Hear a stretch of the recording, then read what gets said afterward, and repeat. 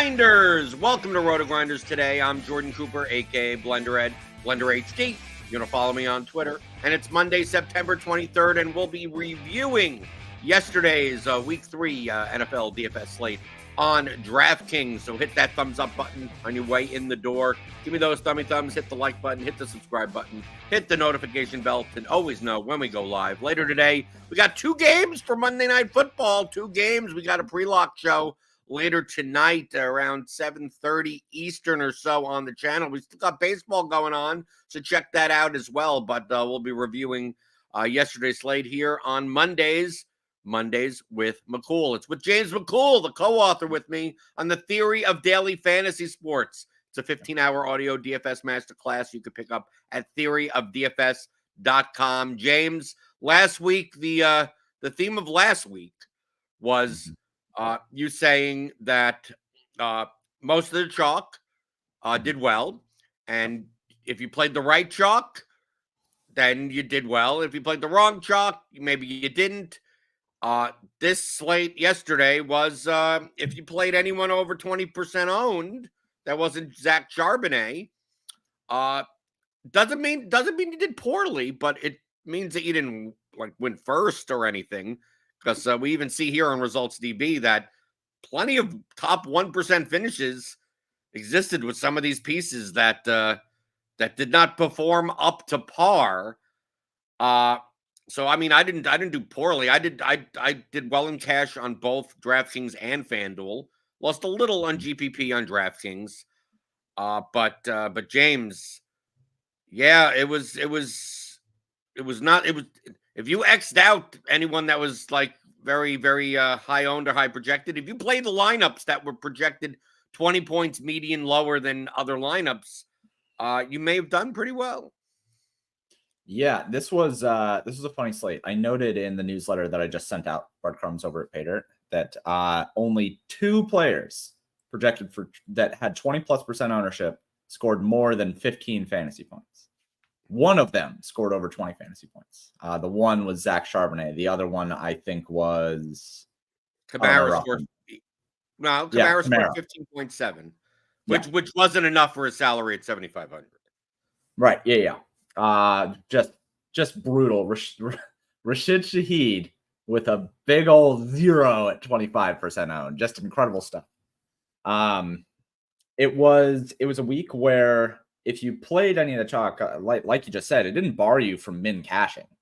Like, these guys were high owned. If you had Jordan Mason, you probably still min cashed with even just 10.8 fantasy points from him. But there were so many pivots that did so well. And my annoyance is that I pretty much nailed every single pivot that I wrote up and did not play every single pivot that I wrote up. And that's just a function of how I play. I like to mix and match and be very smart about the way that I handle chalk. And I thought the chalk was good this week. I thought the high owned players were really good. I really liked Jordan Mason's spot. I really liked Ayuk's spot. I really liked Cam Akers, Zach Charbonnet, Brock Bowers. I liked all of these guys. Rashid Shaheed I had projected really, really well. So I didn't see a reason to get off of them, but I mixed in pivots. Where I could, I went from Alvin Kamara to Saquon Barkley. That was great. Where I could, I got over onto Minnesota stacks. That was great. Where I could, I moved over onto a San Francisco stack to leverage the Jordan Mason chalk. That was great. I did not combine all of the pivots all together into one lineup because it would have had an ownership of like 32% or something. And I just don't play lineups like that in the 150. So it was kind of a weird week in that I think the analysis of the slate was really, really good, but the results just didn't shine through. And that happens sometimes. Well, let's go position by position and take a look at what the Millie ownership was, where we unexpected, non-expected, unexpected, anything like that. So let's start at before the stacks. Just the quarterbacks and wide receivers kind of go together. Let's start at running back. I mean, to me, 6,200 for the 49ers running back in a game where they're favored by almost a touchdown and have a 25-point implied total. He ended up being 50% owned. I had him projected for like mid 40s. So it's not too out of whack. I mean, basically all the high owned plays I had projected to be high owned. How high owned is a different story. I didn't have Devon HN projected this highly owned. Nobody did. 25. Nobody did. And Kamara, I had a little bit less. Akers, I had around the same. Charbonnet, I actually had projected less. I had a lot of Charbonnet because I had him projected for like 15%, 14, 15% owned. And then everyone else, single digit. Like everyone else got dinged because of it. Because the ownership was much higher for the chalkier players. So, like guys like Saquon Barkley were 6% when I thought he'd be more like 10 or 12%. Jameer Gibbs was 6% when I thought he would be 10 or 12%. I don't know. Here's one that confuses me. Why was Tony Pollard 13% owned? Yeah. Like I had projected him for like 6, 7, like somewhere in that range. It's like I didn't play Tony Pollard, but I mean that's the things that stand out to me were Achane and Pollard. And to be fair, I did play some Achane. I just didn't expect him. If I knew he was going to be 25% owned.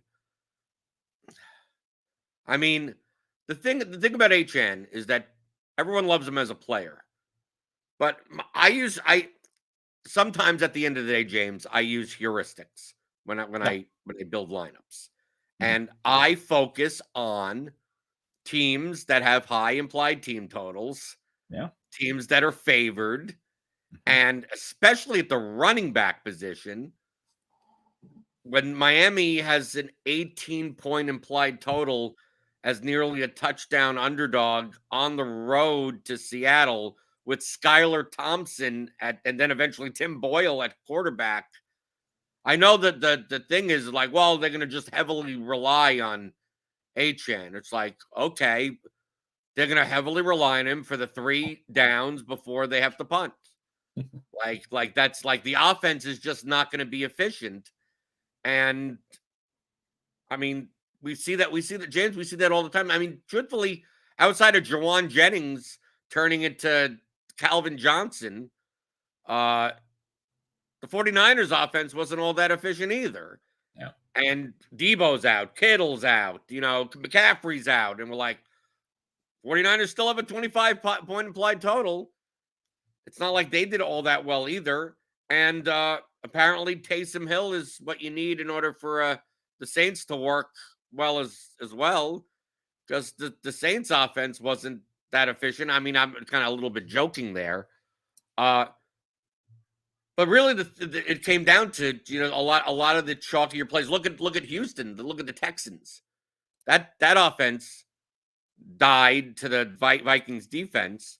It's like when you roster players on inefficient offenses, you can easily get these types of outcomes. And if the whole offense doesn't work, no one works. So that's why, James, a lot of times in my lineups, it sounds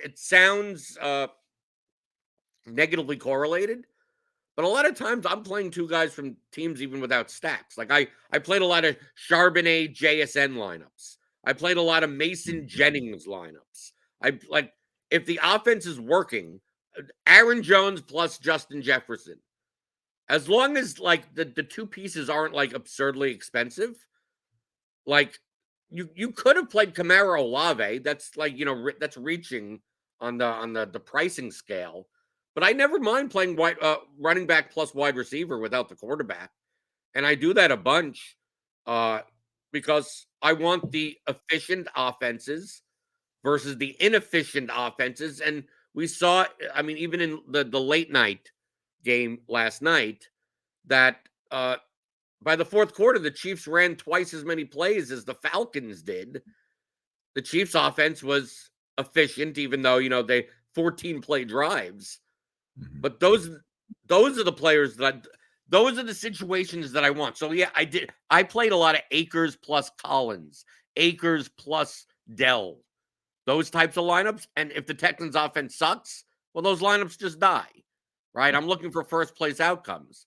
But if the Texans go on and score 35 plus points, look, if you played Chuba Hubbard plus Deontay Johnson, because Andy Dalton is apparently, the Panthers are apparently okay. That team isn't as bad as we thought it was. Who would have thought that? Of course, I didn't play any Hubbard or Deontay Johnson because I was under the assumption that for the first 2 weeks the Panthers were just not a good team. Apparently, just Bryce Young is just not a good quarterback. Yeah, Bryce Young is barely a practice squad level quarterback. I agree with your sentiment on using running backs and wide receivers together. I actually said yesterday, well, not yesterday, a couple days on a podcast that I thought that playing Jordan Mason plus Ayuk was completely feasible this week. Like that, there's no reason not to do that. And doing that would also be one of the lower owned ways to use both of them, since most people would not want to use both Jordan Mason and Ayuk together.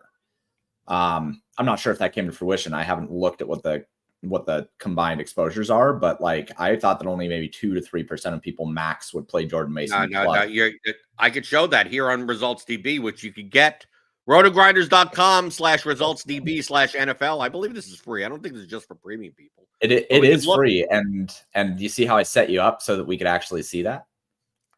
8.4% of the entire field played Mason plus Ayuk. Yeah, that's quite a bit actually. I played Mason plus Jennings. At least I was part of the 3.8%. There you go. Smart man. So I don't think that there's anything wrong with doing that kind of stuff, especially when I think that the offense is going to be condensed. I'm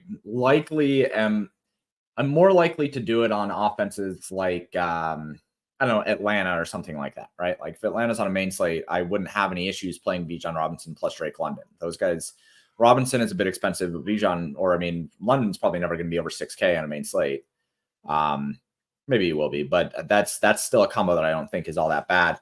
The issue comes in when they are heavily negatively correlated in that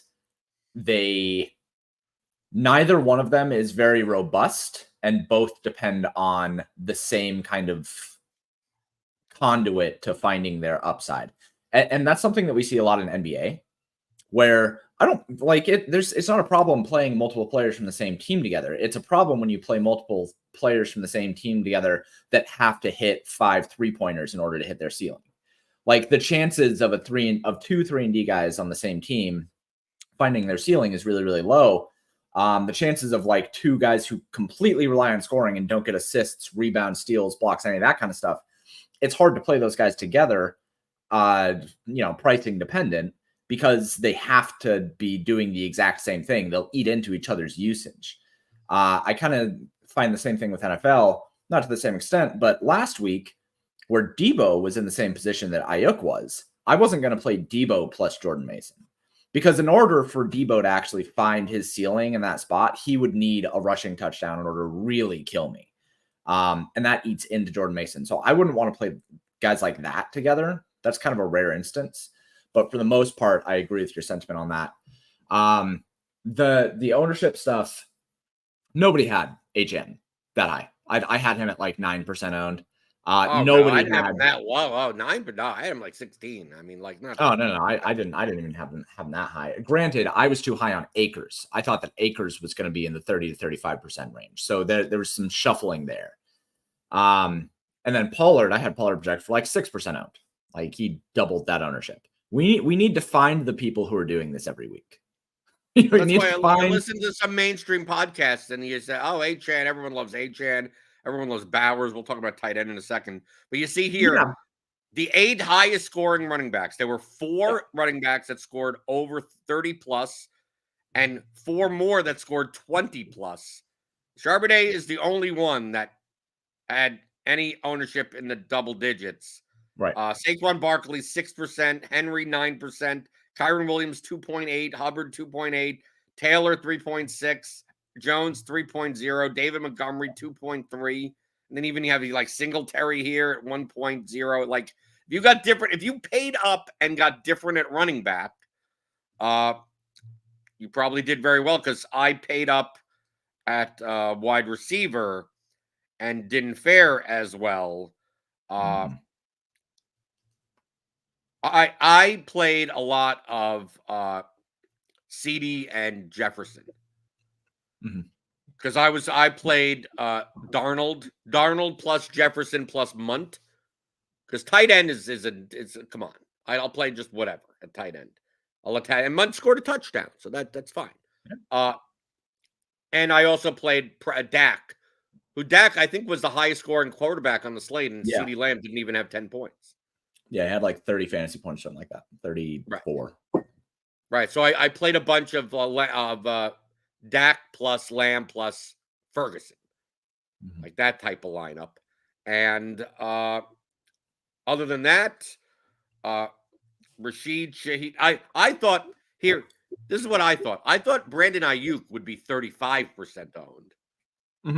And Rashid Shaheed, who came in at 24.6, I thought he would be like 15% owned. Like something around there. He ended up being the second highest owned wide receiver. And I laugh at Jameson Williams being 20.8% owned. Yeah, what is that? I had him at like 8. Like 8. Like he'd be owned, he'd be there, he'd be primarily in like, stacks. Murray plus Harrison plus Jameson Williams. Harrison was 14% owned. James, I think I played one Murray McBride lineup, but I avoided the Lions Cardinals game. Yeah, for the same reason that I talked about the Lions game the previous week.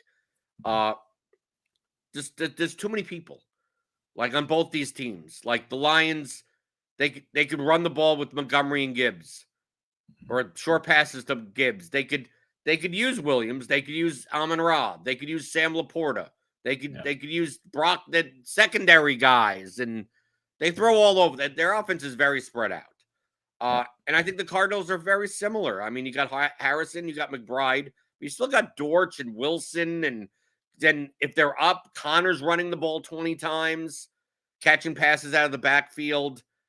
I was just not. The piece in the game that I thought had the highest ceiling was Kyler Murray. I wanted to play, a rushing quarterback if I was going to pay up at quarterback. But just like, I just don't want to guess on the Lions. Like the Lions will put up 28, 35 points, and then no one gets there. And that's exactly what happened. Well, I mean, look, they're more condensed than you're giving them credit for. Like they are. It's basically all the pieces like are expensive. But also sure. the thing is, James, is I'm not going to do it at this. I expected the Lions Cardinals to be owned, but not even as owned. I thought they were over-owned at my projected ownership. But like 20% owned Jameson Williams is just, I mean. No. Yeah. I had Jameson Williams projected for 10% owned. And I agree with you. I avoided that game. I avoided that game because I thought that a game total of 51, I wanted the under on that. I bet the under on it, and I was on that earlier on in the week. I just didn't want a part of it. It didn't seem like a game that was really conducive to that much high scoring. To be fair with the Lions are the Bucks in terms of their target tree. They have a deeper guy, Jameson Williams, who is Mike Evans in this instance. Obviously not as good as Mike Evans, but that's who he is. They have a shorter intermediate guy with Amon-Ra St. Brown, and like that's who he is. He's Chris Godwin. And then they now have a tight end who doesn't matter, right? Like Laporta is just not being utilized. Laporta has turned into Cade Otton. Is that intent? Are you going to put that on Twitter? Are you going to put Cade Otton equals Sam Laporta? Well, I mean, you also got Yeah, I will. I'll figure out a fun way to tweet it later, and then get yelled at by the internet. But they're the Bucks, right? Like that is basically who they are. The only difference is that they have two really good running backs, and that they prefer to run the ball. Now, that being said, I think that it is relatively easy to look at this team and say, I want to stack them in this way. But that doesn't mean that I think they're going to get there as often as the Bucks do, right? Like the Bucks are a much pass heavier team. They prefer to pass the ball. I think they have a more versatile quarterback in Baker Mayfield, which is another tweet that I could put out there that would get me yelled at. But they're basically, the Bucks that run a little bit more. So for me, like, I just don't want to play the Lions when they're on the road, one, and I don't really want to be attached to Cardinals games, which are it's kind of a crapshoot right now.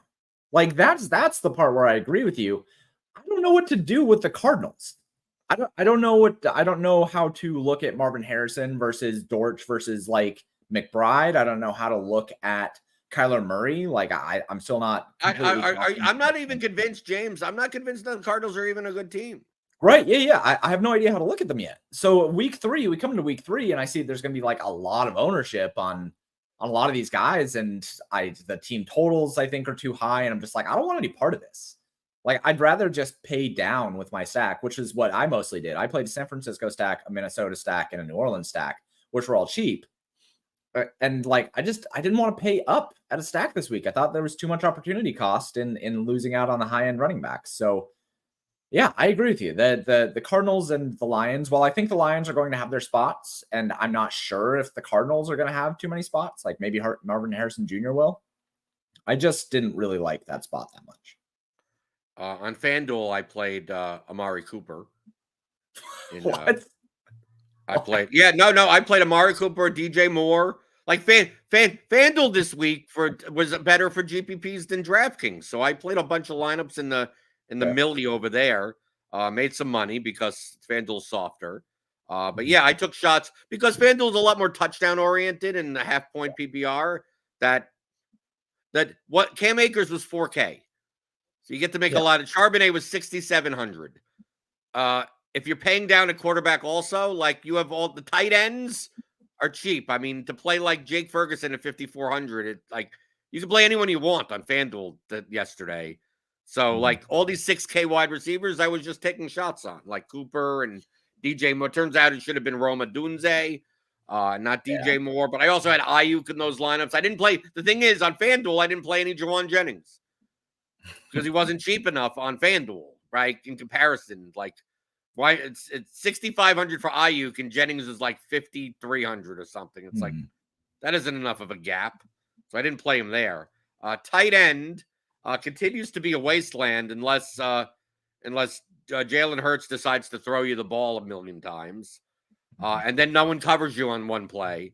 So Dallas Goedert was, take a look at the points. He was it. Right. But there was only 5 tight ends that scored double-digit fantasy points. And Kate Otten and Noah Fant were 10 and 12. Ferguson was 15. Cole Kmet was 25, and then Goddard was 30. I'm still on the train from last week that tight end is good luck. Like if you want to spend up at tight end, have God bless you. I'm gonna go take my 6.1 Eric Saubert $2,500 points and my 7.2 Johnny Munt points.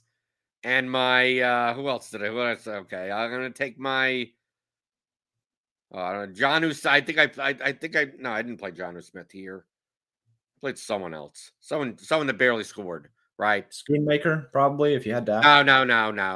My Lamar Jackson, Mark Andrews lineup. Yeah, my Mark Andrews 0. Apparently, he's not a thing anymore. Yeah. So here's my thesis. I put this forward in the breadcrumbs, and it's funny that you said that tight end is a wasteland because I said verbatim tight end is a wasteland in the news. Okay. I think that tight ends are really highly correlated to overall team scoring, and because overall team scoring is so far down this year, we have not seen tight ends be useful.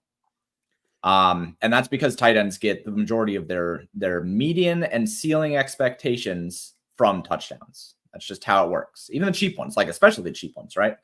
Right. So I think that what we will see so far, it sucked because league scoring, the average outcome for a game is like 38 real life points or something. It's way down across the league. I think that as we move on through the season, tight ends are going to become increasingly more valuable as scoring goes up for teams. That does also include the cheap ones though, right? Like that also includes the Saubert. It also includes, like Munt and you and I have been on this train for the first 3 weeks. Just correlate your cheap tight end with your quarterback and move along. Like it's not that hard. But I do think that the McBrides and the Kittles and the Bowers and these expensive guys, I do think that they are going to start producing really, really well as soon as scoring comes back up. And I think that there's enough of people like you and me saying that cheap tight ends and just correlating with your quarterback is the way to go, that we're probably gonna. I mean, Trey McBride was only 7% owned this week. It's gonna be less than that next week, probably.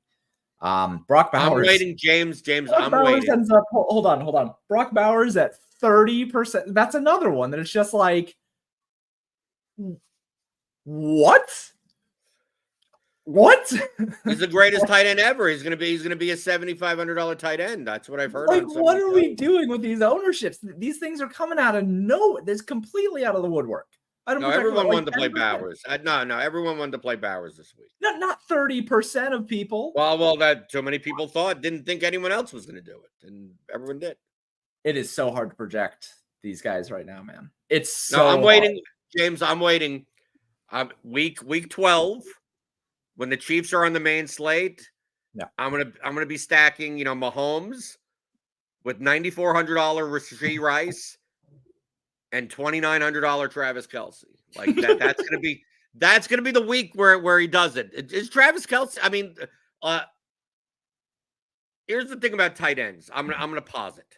You're more of a football person than I am, right? As far as playing football, I think a lot.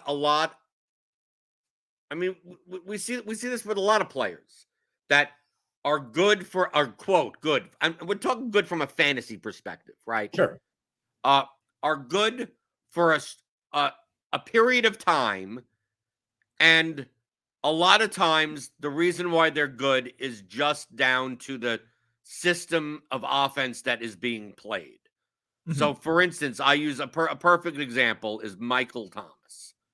Like, of course, not a tight end, but in that Drew Brees Saints offense, he's playing like Rashee Rice is that for the Chiefs now. Yeah. He's as he was, insulted, slant boy, right? It's like, yeah, well, for fantasy purposes, if you're getting 15 7-yard slant targets and averaging 12 yards per catch, you're going to be like a 10K wide receiver in fantasy because you're consistently going 12 for 100 and a touchdown. And it's just, but once Breeze left and the offense changed, Michael Thomas is basically like what I mean, and the Saints weren't that good anymore. Yeah. Like he's like just a possession receiver. He's just like, okay, he's just a middle of the road possession receiver in the middle of the field and not very good for fantasy anymore. Five for 50, type of guy. I think with the tight ends, I mean, we saw even in last night's game, because I watched it, that like Rashee Rice is playing Kelce's role. He's not playing Tyreek's old role for the Chiefs. That's what Xavier Worthy is doing. Like Worthy's playing like the Tyreek role, and Rashee Rice is playing the Kelce role, and Kelce is not even playing every snap. And when he's blocking half the snaps, or he's being the decoy and pulling a linebacker away from the other receivers, that like Kelce isn't Kelce not because he's 35 and washed up and more concerned about Taylor Swift and all that type of stuff. Like, it's just that the system it's not set up for him anymore. And I think Mark Andrews, I don't think once they got Derrick Henry, I think they changed the system enough that like it's not really focused on the tight ends. We've seen for so long the Ravens, 2-3 tight end sets and everything, and I don't think they play that way anymore.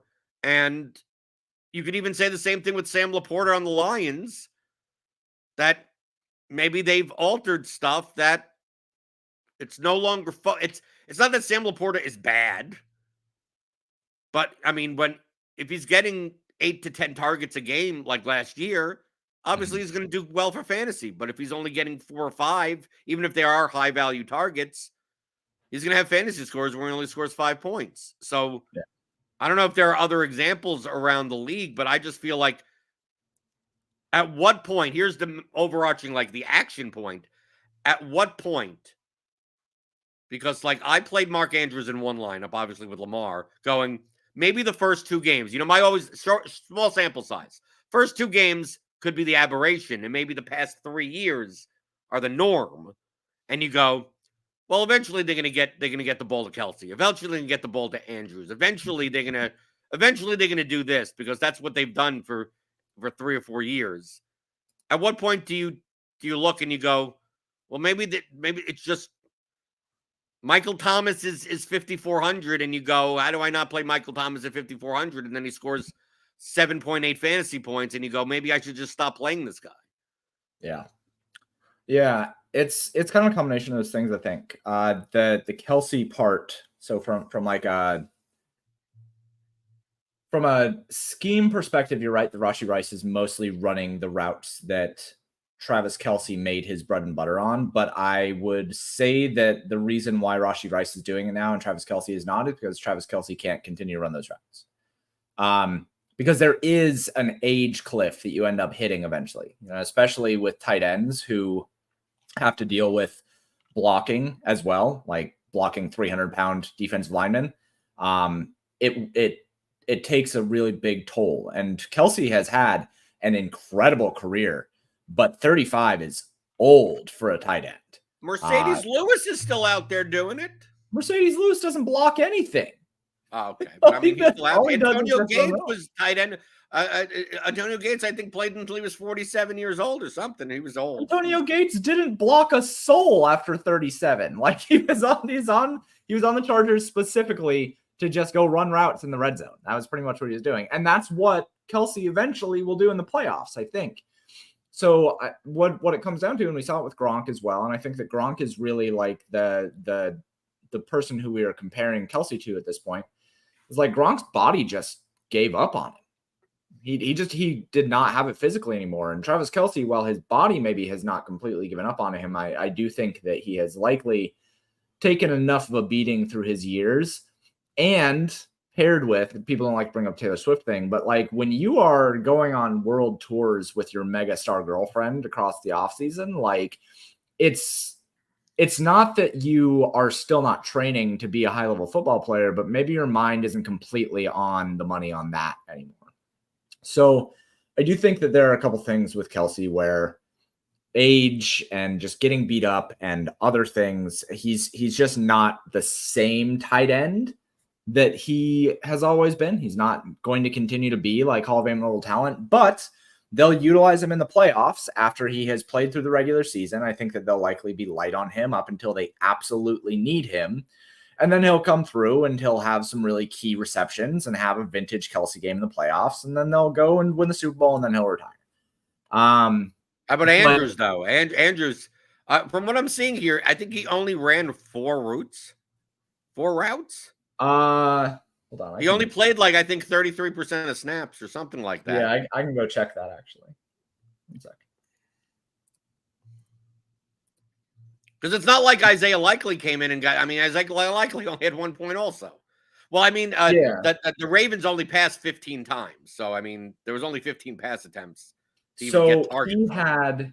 He only ran 35% of the routes, but his targets per route run was still 17%. Charlie Collier came in and took basically like the rest. Him and Likely did.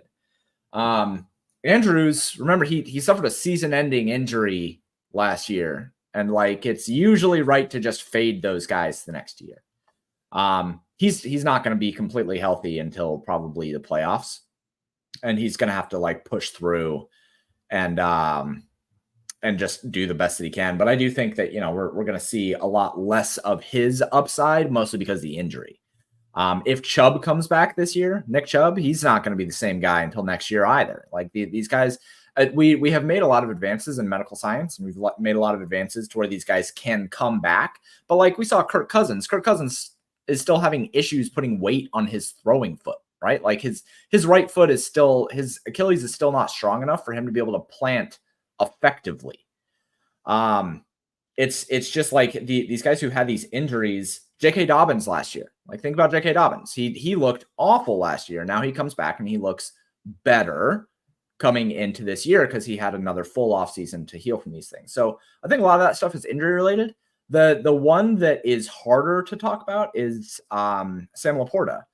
I'm not sure what's going on with that one. That one is more of a mystery to me than a lot of these other ones. But, you know, a lot of these guys you can likely attribute to age, injury, or some sort of other thing that happened that they just are not a part of things as much anymore. The Michael Thomas one is really good because you go from Drew Brees, who is I'm kind of going off on a tirade here, but Drew Brees, who was kind of like a short ball merchant. I think he finished his career as either the highest or second highest completion percentage of any QB in NFL history. He was going to utilize somebody like Michael Thomas a lot. Like that was how Drew Brees moved the ball, supplementing the run game with those shorter passes, kind of similar to what we see with Patrick Mahomes right now, who has a lower ADOT but a higher completion percentage. When he's gone, you get Derek Carr, who is much better at throwing the deep ball and much better at throwing the intermediate stuff and not as good at the short stuff. Michael Thomas sucks now. Like, he's not part of Derek Carr's main read structure. So a lot of that kind of stuff with scheme. I think that talk about Derek Carr. Did you expect Derek Carr in the year of 2024 would be the highest owned quarterback in the Millie? No. I expected him to be the highest owned this week, but I did not expect that to be like something that we would see coming in. Derek Carr is underrated. I've been saying that for a while. Last year was weird, but this year it doesn't surprise me that he's having success. He's always been able to like prop up wide receivers and have them have good fantasy seasons. But no, he probably shouldn't have been 16% owned in large field GPPs.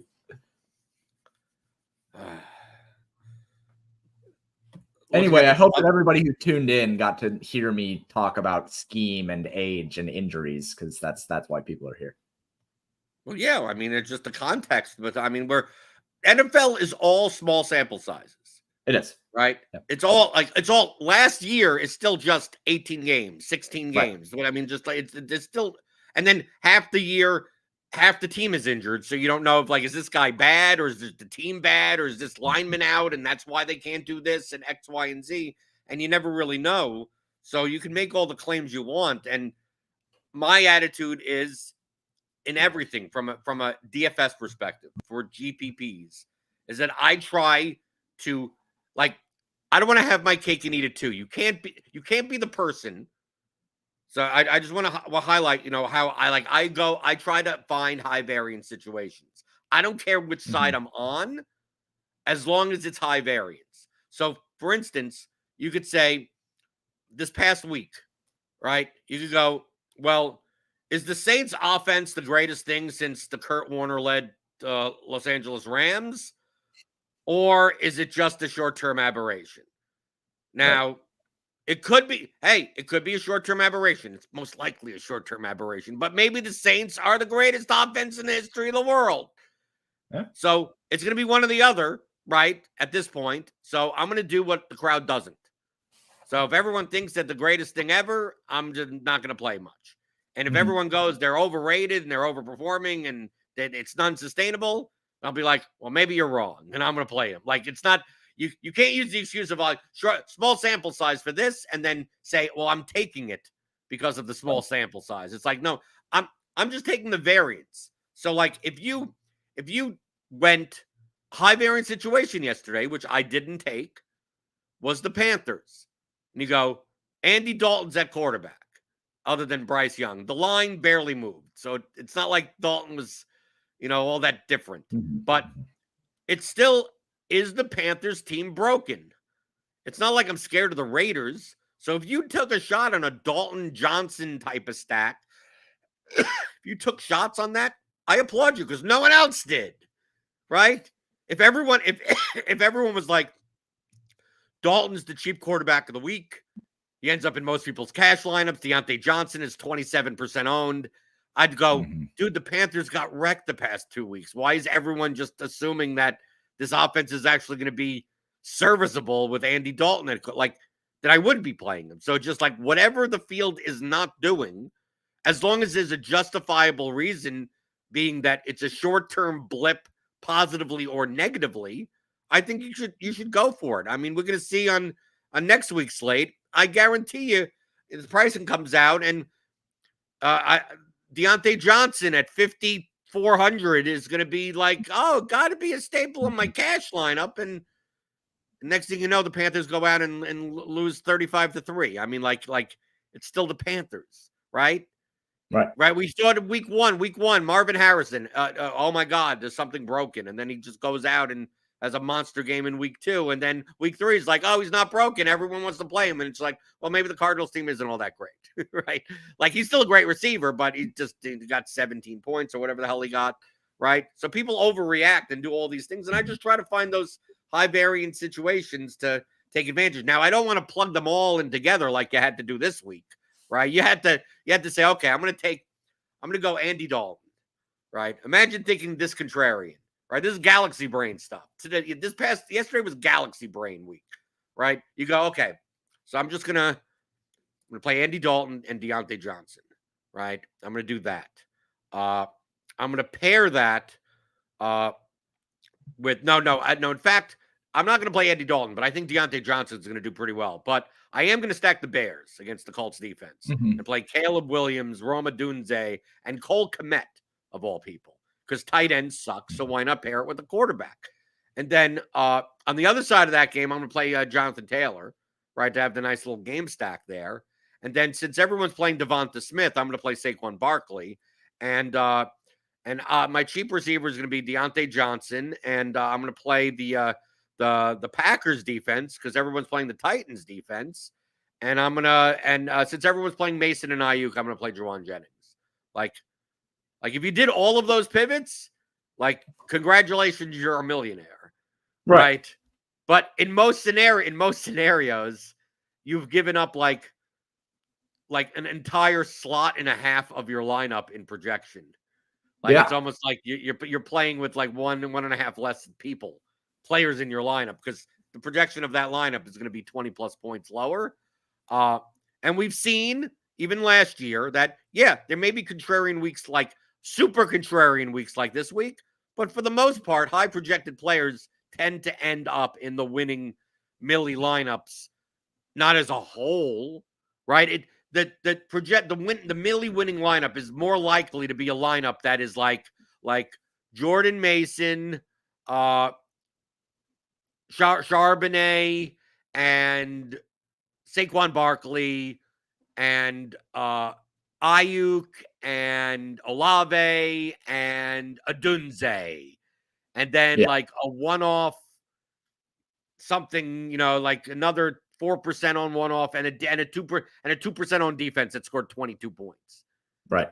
You'd be like, that's typically the makeup of a GPP winning lineup. It's not like if you just X'd out everyone that was over 10% owned and just played any player that below that with a projection. It's less likely that's good.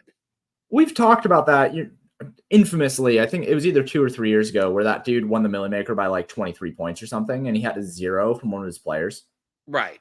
It was one of those weeks, right, when half of his players were like 2% owned and had a 0 tight end because all the chalk failed, and he managed to string together like the 5 2% owned players that scored 25 plus points. And he won by like 18 fantasy points. He could have feasibly won by like 30. Right. And you just don't need that much relative value. That's an aberration. I mean, that's just you bang your head against the keyboard. And it's a statistical anomaly. But it is going to happen. And it's going to happen every once in a while. It's important. You said it earlier. Every single NFL season is a short sample. It is the equivalent. You have 18 main slates. It's the equivalent of 2 weeks of MLB slates. It's completely understandable to go an entire NFL season without even coming close to a 1% finish, much less making money. So it's important to remember that anything can happen any individual week, and that building in a way that makes sense and is correctly built for the contest that you're in is important. You don't need to build 2% players all the way across. You can, but like, Like I said at the beginning of this, I pretty much nailed every pivot. I wrote up Saquon Barkley. I wrote up Dallas Goedert. I wrote up Aaron Jones. I wrote up Minnesota stacks. I wrote up all these things. But the lowest ownership sum that I had in the 3 lineups that I built was 87%. That was the lowest ownership sum in terms of projected ownership. And it came in something like 95%. I would have had to build a lineup that had an ownership sum in my optimizer of like 40%, and it would have come in lower than that when the cards flipped in order to use all the pivots that I wrote up. And it's just over the long term that there are a lot of people that will look at a slate like this and be like, oh, well, playing all of the high-owned players, like, why wouldn't I just every single week play low-owned players? Like, that way I have a better chance of it. You do not have a better chance of winning. Over the long term, you have a better chance of winning by playing with high-owned players, high-projected players in the right spots in the right way. And pairing them with lower-owned contrarian plays. Pairing them with relative value plays. Absolutely. That's how you win long-term. And that is DFS agnostic. That's every single sport. That's how you have to play. So just always keep that in mind. James, you said you had your newsletter, paydirtdfs.com. That's free. So people can just sign up and get your little daily newsletter. Yeah, it's called The Breadcrumbs. Comes out Monday, Wednesday, Friday, Saturday. Right now, including a bunch of NFL stuff. But when NBA comes through, it'll also have that. And it includes three free bets, which currently have an 8% ROI over the course of the year. So pretty good value. It's free to use. Go ahead and sign up and, get that in your inbox. Hit that thumbs up button on your way out the door, people. Hit the subscribe button if you're new here. Hit the notification bell to always know when we go live. We got 2 games. We got a 2-game slate tonight, 2-game, and then showdown slate. We got some baseball tonight. So we got more shows coming up. Guys, subscribe to RotoGrinders Premium. Get all of our projections and the sim labs and the sim analysis for tonight's, especially for these 2 gamers. Like, there's some ways that you could build that could be a little bit different than the rest of the field and get that first place GPP finish. So sign up for RotoGrinders Premium by clicking on the link in the description. You get $15 off your first month of NFL Premium, or $40 off your first month of Combo Premium. So join us, especially the combo stuff. We got NHL and NBA coming back next month. We already got college football, college basketball coming back next month. We got tons of stuff. So the Combo Premium package, especially this time of year, is definitely worth its value. And tomorrow, Taylor Beyond will be talking baseball, I think, for the final time of the year on this show. Then Wednesday, Alex will be on for a first look in week 4. And then Thursday is just the Grinders Live. I'll be on with Dean. And Friday, I am off. I'm going to be away for the entire weekend. So there'll be no show on Friday. There'll be no show next Monday. There'll be no show next Tuesday. And then we'll be back on Wednesday from there. So that's kind of a little programming note for you people. I'll mention that every day, so then I don't get DMs when there's no show on Friday and people thought, oh, RotoGrinders finally fired you. They did it. They finally did it. They got rid of you in the morning. They're tired of you. But no, I'm just going off on a road trip for a couple of days. And so I'll see you tomorrow, as I always do, Monday through Friday, 11 o'clock Eastern, talking about all things you're thinking about in daily fantasy, props, and pick'em on RotoGrinders Today.